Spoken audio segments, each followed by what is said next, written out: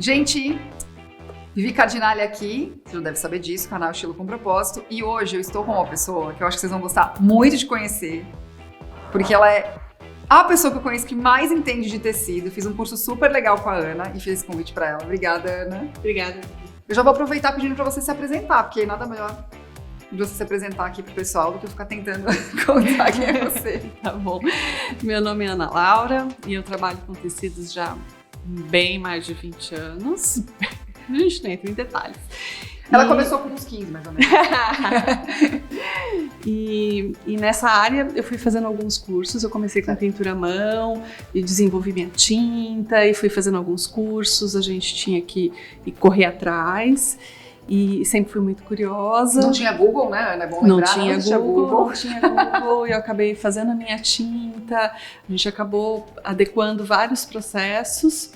E depois eu comecei a representar algumas empresas, e toda empresa que eu represento eu busco conhecer a fábrica, saber os processos, como é, como não é. Esse universo das fibras, né? Porque é um universo, né? É um universo.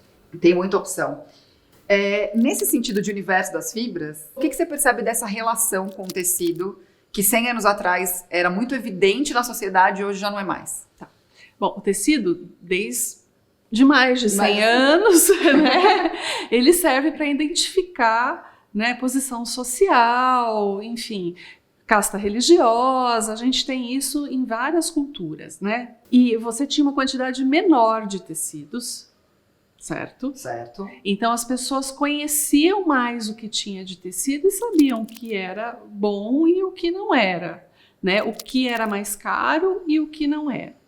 Hoje a gente tem uma infinidade de tecidos. Se vocês olharem aqui atrás, eu tenho um mostruáriozinho pequeno e que tem um monte de coisa aí de tudo quanto é tipo. E nem tem todos, né? E nem tem todos, é impossível ter tudo, né? E hoje a gente tem, por exemplo, fibras sintéticas, que é um poliéster, né?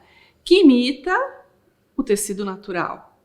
Então as pessoas perdem um pouco essa referência de o que é o que não é, porque às vezes o sintético é tão igual que você não consegue distinguir um do outro, né? Sim. E tem uma outra coisa que eu percebi. Bom, só eu aqui, a gente tá falando de infinidade de tecidos, só eu estou aqui com vários, vestida de vários. Hoje que eu tô com efeito cebola aqui, a gente tava até comentando também, a Ana também, 3 camadas aqui, cada uma de um tecido. Mas eu vou pegar esse gancho, Ana, pra gente falar disso aqui, ó, gente. Uhum. Se a gente for numa loja e colocar a mão, é quase a mesma coisa pro leigo, né? Coisa. E, na verdade, qual que é a seda e qual que é o poliéster, Ana? Esse é o poliéster e essa é a seda. Então, eles têm a mesma construção, é um surá, um twill, que a gente fala, que é uma construção em sarja, né? Esse é de poliéster e esse é de seda. Você percebe um pouquinho na temperatura do tecido. Que um é mais frio e o outro é menos frio, não é tão... Não posso dizer que ele é quente. Mas se não for isso, entendi. Quando a gente pensa assim, num tecido, vamos num tear, vamos numa coisa bem, né, aquele tear manual, são fibras que se cruzam e formam um tecido. Por isso que chama tecido, olha que coisa mais incrível. E por conta de perder isso, você acha que a gente perdeu um pouco essa referência do que pode custar mais caro, do que pode custar mais barato? Perdeu, eu acho que perdeu, Vivi, eu acho que perdeu. Até porque o poliéster engana super bem. Super. Então a peça às vezes tem um bom apelo visual e é de poliéster. Enfim, qual vai ser o seu uso para ela? Né? Eu acho que tudo isso a gente tem que avaliar. Sim, né? Sim. Você tem o poliéster tecnológico também. Tá. Esse poliéster é mais caro. Tá. Mas geralmente ele está identificado na peça, com tags, ele vem já com uma especificação, não é qualquer coisa. Por exemplo, calça de poliéster eu não vejo problema. Ok. Principalmente no inverno, então assim, não tem problema. Ou misto de poliéster, eu acho que ok de você usar.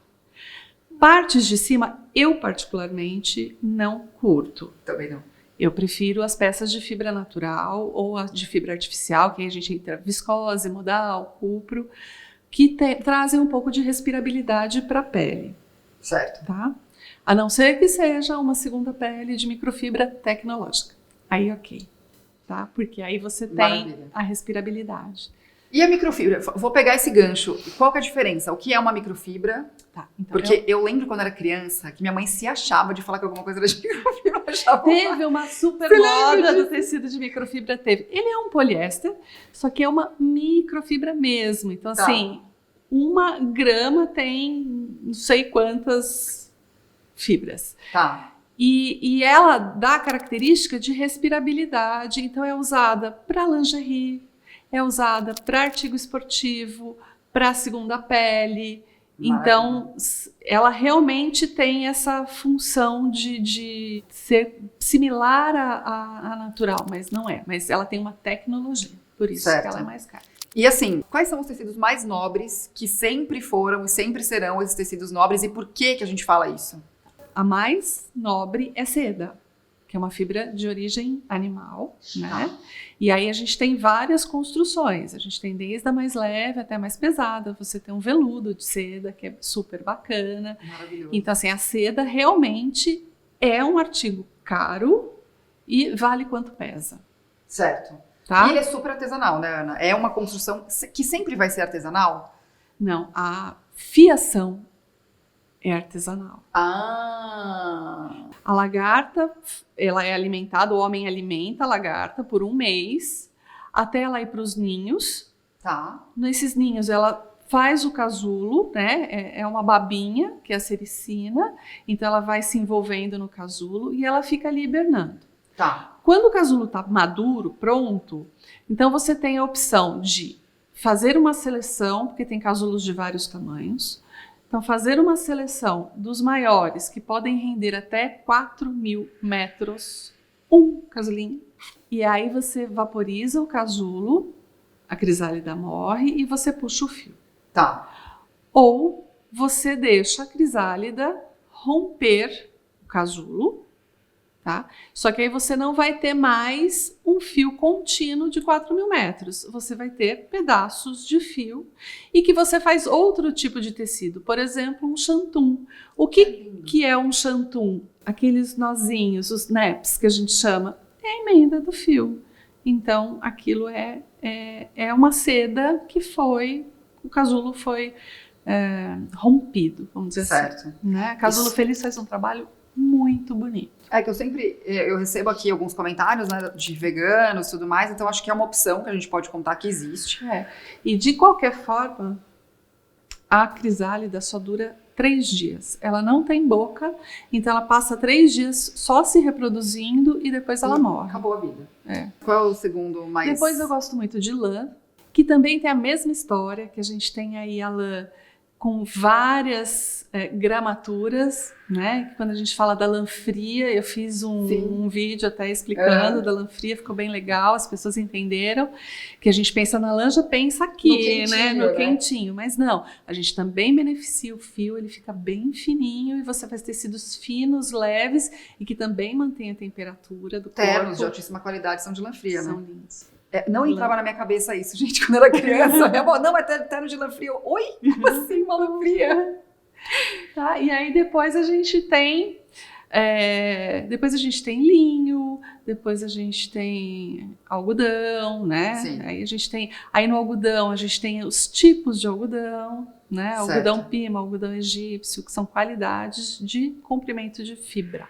Tá, amo pima, gente, também super nobre.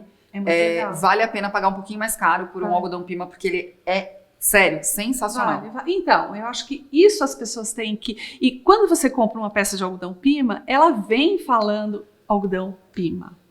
Então, Sim. As pessoas fazem questão de mostrar isso. Porque tem um valor isso, né, Ana? E vale realmente. Certo. Não é propaganda. Vale realmente, é bem legal. Maravilha. E aí depois a gente tem os fios que não são naturais e nem industrializados, eles são os artificiais. Então, eles vêm da natureza, mas precisam de um processo químico. Então, por exemplo, a viscose, ela vem da celulose. Pode vir do caule do algodão. Do bambu também, Do bambu também. Pode vir de área de reflorestamento. Então, é matéria celulósica que passa por um processo químico e aí que você vai ter viscose. Se você mistura acetona, você vai ter o acetato. Maravilha. Né? Que tem características das fibras naturais, mas precisam de um processo químico. E aí depois você tem os sintéticos mesmo, derivados de petróleo. Então, poliamida, poliéster, poliuretano, enfim. Aí todos os polis, né? Os polis, Para mim ficou muito claro, muito mais fácil de entender, quando eu via tecidos artificiais. Pensa o seguinte, gente. O que é tecido natural? Ele já existe como um fio na natureza, né? Então, assim, o algodão, a gente transforma ele num fiozinho, tudo bem, mas só que ele já nasceu para isso, né? Vamos dizer assim. Então, quando eu fiz se depara, ficou mais fácil. Então, assim, tecidos quando naturais... você entende a fibra, você entende o tecido. Né? Que a gente estava falando do linho, né? O linho é um caule. Então, quando você pensa nele como um caule, você entende por que o linho amassa. Né? E fica com aquela coisa quebradinha, né? Já os tecidos artificiais, eles não seriam tecido, foi o homem que interferiu com algum tipo de mecanismo químico, ou acho que é só químico. Artificial, né? E aí aquilo virou um fio, né? Quando a Ana falou celulose, o que você pensa? Geralmente eu já penso papel no automático, mas o homem foi lá, estudou e fez aquilo virar um fio, para virar um tecido, certo? Certo. E o tecido industrializado, ele já é o plástico ali, transformado em fio. Só que tem 1 milhão de tecnologias para isso hoje, né? Tem. E é por isso que a Ana falou que tem o poliéster tecnológico, certo? Uma outra coisa que eu tenho recebido muito de vocês é a questão do tecido plano ou da malha. Como que a gente faz para saber, Ana? Que dica que você dá? É só você desfiar. A malha, ela é feita com um fio só, como se fosse um tricôzão, entendeu? Então, se você puxar, ele vai embora. Ele vai.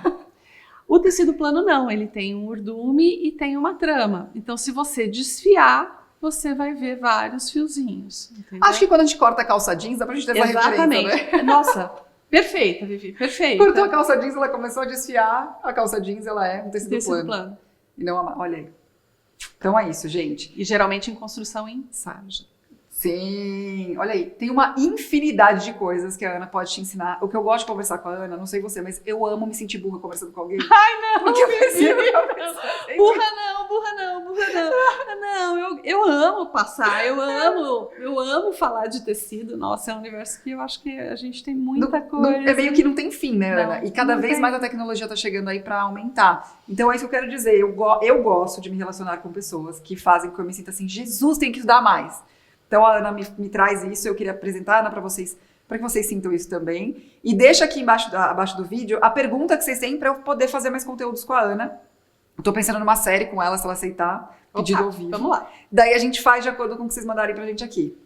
Tá bom? Ana, obrigada. Obrigada, Vivi. Vou deixar os links da Ana aqui abaixo. Fiquem de olho, porque ela dá cursos aqui em São Paulo. Eu acho que vale para quem é consultora, para quem não é consultora, só para você aprender desse universo, porque eu acho ele maravilhoso de estudar para curiosos, né? Então, vem aqui estudar com a Ana também, tá, gente? Obrigada, até semana que vem, um beijo, tchau! Tchau!